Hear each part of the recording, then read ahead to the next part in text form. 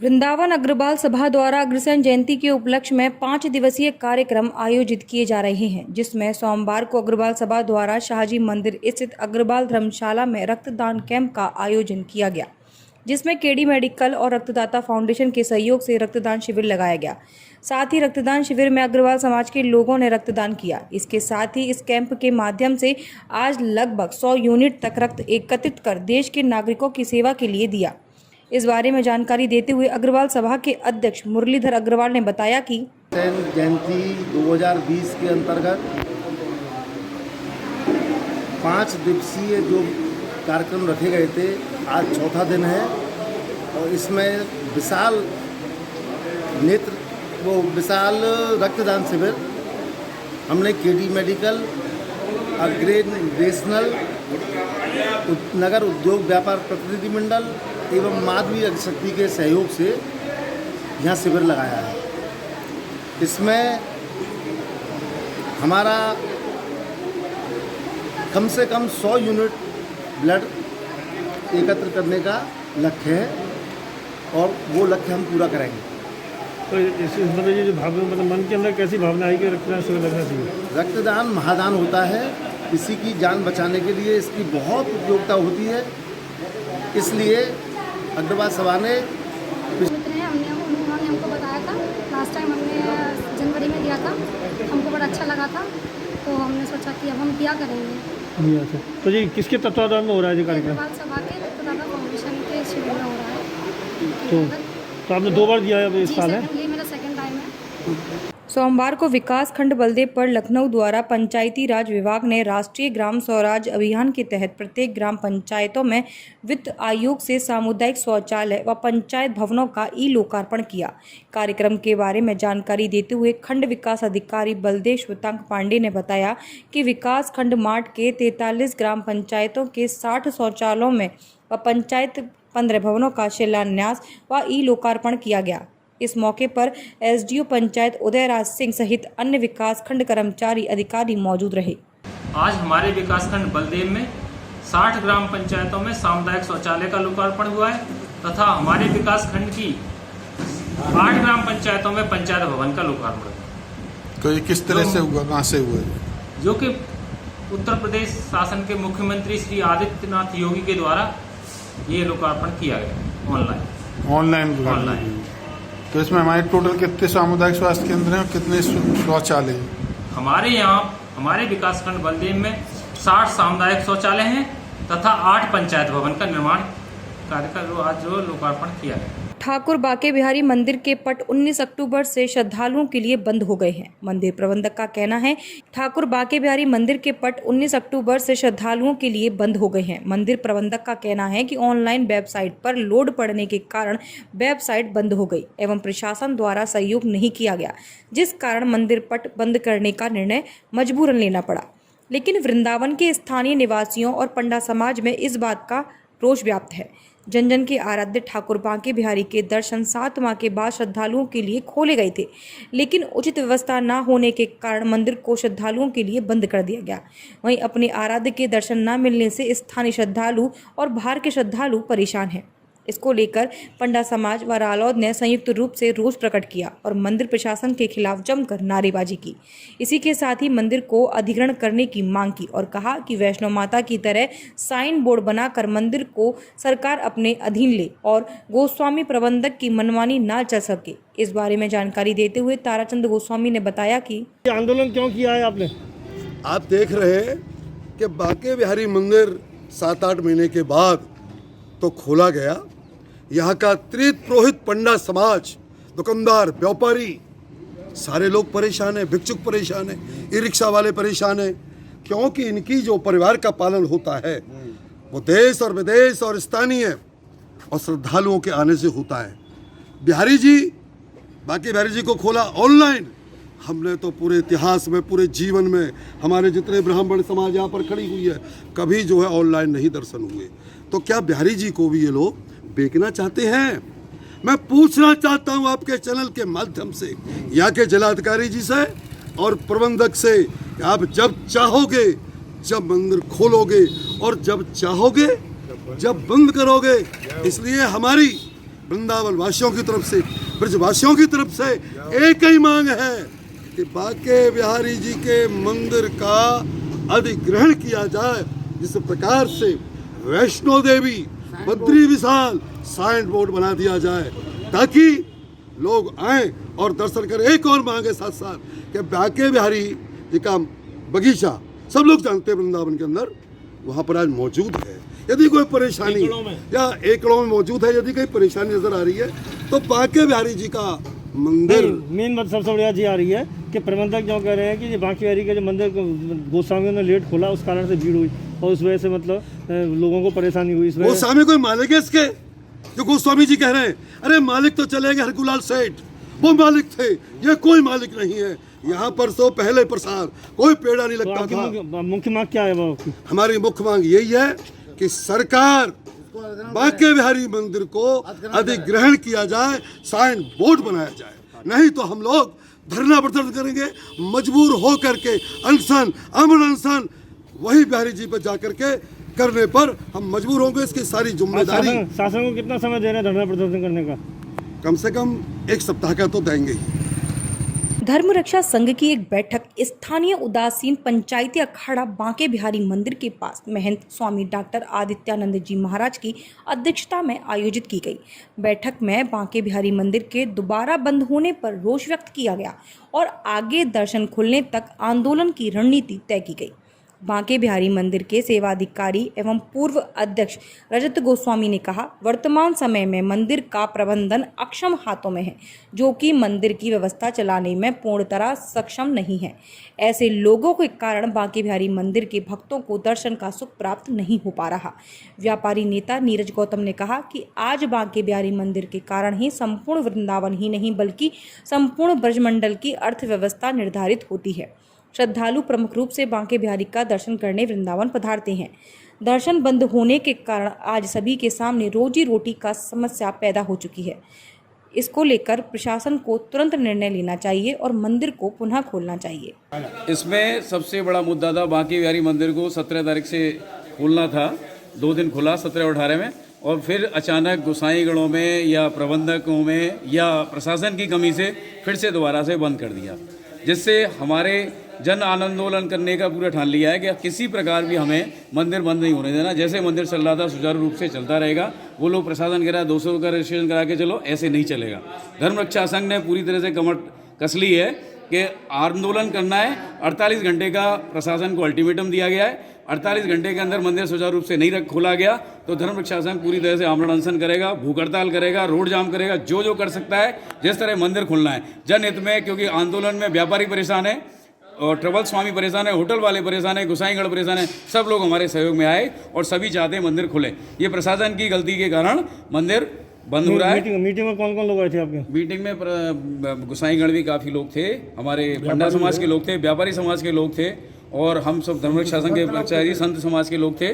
सभी प्रकार के लोग हमारे साथ सहयोग के लिए तैयार हैं और सभी लोग आंदोलन में। नहीं, आंदोलन तो आप करेंगे, लेकिन आप कुछ लिखित रूप में किसी प्रशासन को, मंदिर प्रबंधन को कुछ दे रहे हैं? बिल्कुल दे रहे हैं, बिल्कुल दे रहे हैं, बिल्कुल दे रहे हैं। 48 घंटे का उनको अल्टीमेटम दिया गया है। 48 घंटे को अपनी समस्या का समाधान करें। और भी संगठन आज इसमें बैठक कर रहे हैं, उनसे सभी से सलाह मशवरा करके एक वृंदावन से एक आवाज में आंदोलन होगा, जिसमें कम से कम हजारों की संख्या में आंदोलन होगा।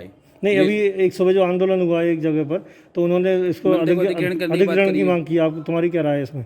नहीं, अधिग्रहण की हमें कोई वो नहीं। हमारा तो सीधी मंदिर जैसे चल रहा था, गोसाईगढ़ चलाएं, सुचारू रूप से जैसे चला रहे थे वैसे चलाएं। धर्म रक्षा संघ ने 5 साल पहले मंदिर को सरकारीकरण होने से रोका गया, लेकिन अब इस तरह की भावना है तो शायद यदि ये गोसाईगढ़ या प्रबंधक ऐसी रहेंगे तो सरकार अधिग्रहण हो भी सकता है। इसके लिए आए दिन गोसाईगढ़ और मंदिर प्रशासन के लेकर तालमेल कभी ठीक नहीं होती है। क्या लगता है आपको, किसकी कमी रहती है इसमें? ये उनका पर्सनल मैटर है, इसमें हम लोग नहीं बोलेंगे, क्योंकि हमारा धर्म की रक्षा करने का, धर्म रक्षा संघ का मतलब है धर्म की रक्षा करना। ये उनके आपसी मैटर है, वो उसमें आपसे बताया कि यदि वो सार्वजनिक करेंगे तो मंदिर खुलवाने का प्रयास किया जाएगा। हम सरकार से यही करेंगे मंदिर खुले, लोगों को जनमानस का लाभ हो, क्योंकि बिहारी जी हमारे याद हैं, बिहारी जी के ऊपर पूरा ब्रजमंडल टिका हुआ है। कोसी कला में चोरों के हौसले बुलंद हैं। ब्रजवासी कॉलोनी शेरगढ़ रोड निवासी माया देवी कोसी कला मंदिर से पूजा कर घर लौट रही थी कि तभी 2 बाइक सवार बदमाशों ने उसके गले से खींचातानी कर चैन को तोड़ लिया और बाइक पर बैठकर शेरगढ़ तिराई की तरफ भाग गई।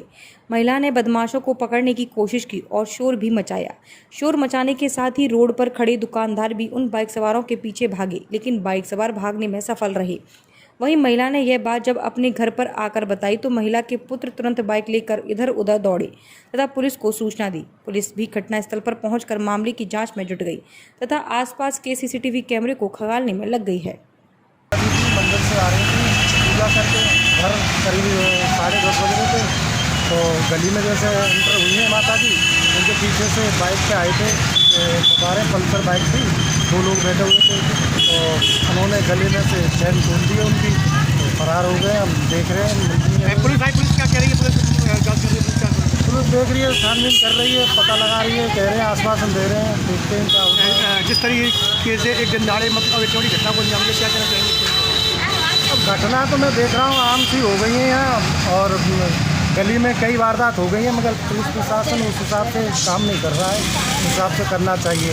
पहले भी बाइक चोरी हो चुकी है गलियों में से 2-2, 3-3। अब क्या करें, सरकारी भी फोन भी लेट उठाते हैं, सूचना दी है तो 10 मिनट बाद तो फोन लगा। थाना कोसी कला के गांव खरौट में पुरानी रंजिश को लेकर खेत से लौटते समय शिवराम पुत्र भोलाराम को कुछ अज्ञात लोगों ने गोली मारकर घायल कर दिया। दरअसल कोसी कला के गांव खरौट में पुरानी रंजिश को लेकर रामकर्ण, हेतराम, नरेंद्र और हरिश्चंद्र ने शिवराम को जान से मारने की नीयत से गोली मारी, जिससे शिवराम घायल हो गया। जैसे ही इस बात की सूचना घर वालों को मिली तो उसके घर वाले उसे आनन फानन में कोसी कला सामुदायिक हॉस्पिटल ले गए और उसकी सूचना थाना कोसी कला पुलिस को दी। शिवराम की हालत को देख सामुदायिक हॉस्पिटल के डॉक्टरों ने उन्हें मथुरा के लिए रेफर कर दिया। इस मामले की जानकारी घायल शिवराम के भाई ने दी और उन्होंने बताया कि जमीनी विवाद चल रहा है, इन लोगों ने पहले से ही हमें मारने की कोशिश की और आज जब हमारा भाई खेत से लौट रहा था तो चारों ने मिलकर उस पर जान से मारने की नीयत से गोली चलाई, जिससे वह घायल हो गया। कोसी कला में तहरीर देकर उन 4 अपराधियों को गिरफ्तार करने की गुहार लगाई है। क्या हुआ? पुरानी जमीनी विवाद चल रहा था जी, और इसमें गोली मार दी जी। मैं तो गया मंडी, मेरे को पता नहीं, और मैं जब आया हूँ घर पे तो घर पे मुझे पता लगा कि भाई में गोली मार दी। कौन है वो लोग? वो रामकरण, नरेंद्र और जी हरिचंद और हेतराम, 4 जने थे। ये कहाँ के निवासी हैं? ये खरौट के ही हैं। तो इसके लिए अपने थाना कोसी कला में कोई वो दिया है एप्लीकेशन वगैरह? अभी तो नहीं जी, इलाज चल रहा है इनका। वो कह रहे थे कि रिपोर्ट दे देंगे, और जी इन पर पहले भी बार हो चुका है, एक बार, और मुझ पर भी हो चुका है, लेकिन पहले हमारी कोई कार्रवाई नहीं हुई। 2-3 बार हमारे साथ बार हो चुका है। तो कहाँ पे गोली मारी है? ये गोली यहाँ लगी है जी, पेट में। तो अब क्या स्थिति बनी हुई है उनकी? स्थिति ऐसी यही मथुरा के लिए रेफर कर रहे हैं जी। तो कितने बजे घटना है ये टाइम ऐसे है जी, तो 7:30 के करीब जी। सुबह? हाँ जी, सुबह की। तो वो लोग भाग गए वहाँ से? वो लोग तो भाग गए जी, परे गई भाग गए जी उल्टे। गोकुल नगर पंचायत अध्यक्ष संजय दीक्षित द्वारा सोमवार को नवरात्रि प्रारंभ होने के तीसरे दिन से नवीन कार्यों का शुभारंभ कर दिया गया, जिसमें उनके द्वारा गोकुल के प्रमुख मार्गों के दोनों ओर इंटरलॉकिंग के साथ साथ कस्बे के अंदर इंटरलॉकिंग गलियों का निर्माण और 11 नंबर पर मुख्य स्वागत द्वार बनवाने का कार्य भी शामिल है। गांव वासियों की सुविधाओं को ध्यान में रखते हुए क्षेत्रीय चेयरमैन ने नवरात्रों में ही कार्य प्रारंभ कर शिलान्यास किया। उनके द्वारा यह शिलान्यास नारियल फोड़कर मुख्य मार्गों पर किया गया, जहां पर उनका क्षेत्र की जनता द्वारा स्वागत किया, जिसकी जानकारी देते हुए गोकुल नगर पंचायत अध्यक्ष संजय दीक्षित ने बताया कि हमारे जो उत्तर प्रदेश सरकार द्वारा आदर्श नगर पंचायत घोषित की गई थी, उसके तहत में 1 करोड़ रुपया सरकार से रिलीज हुआ है। और ये जो हम गोकुल के जो 11 नंबर है, यहाँ से लेके जो ये पुलिया है, यहाँ तक की दोनों जो पटली हैं साइड पूतनाकुंड से लेके, इनके लिए, और मोनी बाबा आश्रम की जो 4 से 5 गलियाँ हैं उनके लिए, और जो हमारे रामलीला मैदान है उसकी जो हमारी होली रखी जाती है बालकृष्ण जी के मंदिर से लेके, और होली जो रखी जाती है वहाँ तक, और एक जो देवी का मंदिर है उस जगह पे, बसंत गुरु के मकान से लेके और मोरवाला का मंदिर है वहाँ तक, और एक नंद चौक से लेके और जो हमारे नटवर कुआ वाले हैं उनके मकान तक, दोनों पटली साइड की, इनके लिए हमारे प्रस्ताव भेजा था हमने सरकार के लिए, और उसका 1 करोड़ रुपया रिलीज हुआ है। और इन 1 करोड़ रुपया से यहाँ पे सड़कों का सौंदर्यीकरण बिना भेदभाव के सभी लोगों को साथ में लेके सबका साथ सबका विकास उसके हिसाब से किया जा रहा है। और एक 11 नंबर पर एक गेट बनाया जा रहा है, लाइटिंग का गेट है वो, जिससे यहाँ हमारे यहाँ पर्यटक आते हैं उनको भी वेलकम द्वार है, वो हमारा गोकुल का पहला प्रवेश द्वार है, ये भी बनाया जा रहा है। तो उत्तर प्रदेश सरकार के द्वारा और हमारे माननीय दोनों मंत्री, सांसद और हमारे इस क्षेत्र के विधायक, उनके प्रयासों से जो मेरी नगर पंचायत, आदर्श नगर पंचायत घोषित हुई है, उसमें जो विकास कार्य कराए जा रहे हैं, मैं समस्त गोकुल वासियों के आशीर्वाद से ऐसे ही विकास कार्य कराता रहूं, यही मेरी सभी से निवेदन है, विनती है, और मुझे आशीर्वाद प्रदान करते रहें और गोकुल का संपूर्ण विकास किया जाए। बयाना गुर्जर महापंचायत को लेकर गुर्जर समाज के आयोजकों पर हुए मुकदमे के मामले में कर्नल किरोड़ी सिंह के पुत्र विजय बैसला तथा भूरा भगत ने राजस्थान सरकार पर पलटवार करते हुए कहा कि जिस तरह से हम पर मुकदमे दर्ज हुए हैं, उसी प्रकार राजस्थान के मुख्यमंत्री अशोक गहलोत तथा पीसीसी चीफ गोविंद सिंह पर भी मुकदमा दर्ज होना चाहिए, क्योंकि उन्होंने भी हजारों की संख्या में लोगों को इकट्ठा कर आयोजन तथा धरना दिए थे और 1 नवंबर को निश्चित ही राजस्थान जाम करने का संदेश दिया है और कहा है कि अगर सरकार उनकी मांग नहीं मानती है तो निश्चित ही 1 नवंबर को पूरा राजस्थान चक्का जाम होने की संभावना व्यक्त की है। स्वागत है जो 100 लोगों के ऊपर से ज़्यादा अगर लोग भीड़ इकट्ठी होती है कोरोना टाइम पे, उसके लिए जो FIR दर्ज करी उसका स्वागत है। बहुत बहुत धन्यवाद गहलोत जी और डोटासरा जी, आपका बहुत बहुत आभार समाज की तरफ से। और जिस त्वरित तरीके से आप लोगों ने गुर्जर समाज के शांति प्रिय लोगों को शांति प्रिय मीटिंग करते हुए FIR दर्ज करी है, उसी तर्ज पर मैं आप सबके माध्यम से ये कहना चाहूँगा कि आप मेरे ट्विटर पेज पे चले जाएं। वहाँ पर मैंने 4 फोटोग्राफ्स डाली हैं, जिसके अंदर डोटासरा जी, अजय माकन जी और माननीय गहलोत जी हजारों लोगों के हुजूम के बीच में खड़े हैं कोरोना टाइम में। तो जिस तरीके से हमारे ऊपर FIR करी है नामजद, उसी तरीके से उसी तर्ज पर माननीय गहलोत जी, माननीय डोटासरा जी और माननीय अजय माकन जी जो दिल्ली से हैं, उनके ऊपर भी नामजद FIR करके गुर्जर समाज के सामने प्रेषित की जाए। ठाकुर बांके बिहारी मंदिर बंद होने के कारण और दर्शनार्थियों को पुनः अपने आराध्य के दर्शन मिल सके, इस बात को लेकर बांके बिहारी पुलिस चौकी के अंतर्गत जीवन बल्लभ मंदिर में एक बैठक का आयोजन किया गया, जिसमें वृंदावन नगर के समस्त व्यापारी, पंडा समाज, तीर्थ पुरोहित आदि सभी लोग उपस्थित थे। साथ ही सभी लोगों ने एकमत होकर बांके बिहारी मंदिर खोलने की मांग की।